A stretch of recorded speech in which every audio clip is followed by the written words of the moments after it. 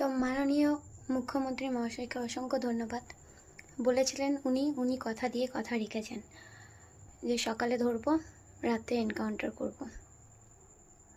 এটাই হওয়া দরকার ছিল। এতদিনে দেশটা সত্যি এতদিনে মেয়েদের সুরক্ষা হচ্ছে, এটাই হওয়া দরকার ছিল। অসংখ্য ধন্যবাদ মাননীয় মুখ্যমন্ত্রী মহাশয়কে। কিন্তু ওদের এনকাউন্টার করলে হবে না। একটা মেয়েকে যেভাবে নৃশংসভাবে অত্যাচারিত করে ওরা মারে বা ধর্ষণ করে,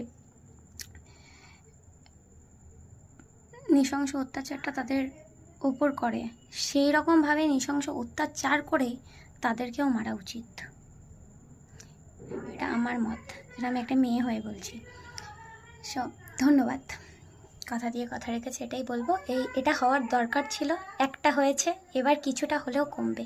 এবার হয়তো নারীরা সুরক্ষিত বোধ করবে রাস্তাতে, যেখানে একটা বাচ্চাও সেফ না, এবার হয়তো বাচ্চাও সেফ হবে।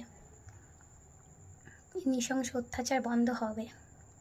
ধন্যবাদ মাননীয় মুখ্যমন্ত্রী মহাশয়কে, এটাই হওয়া দরকার ছিল।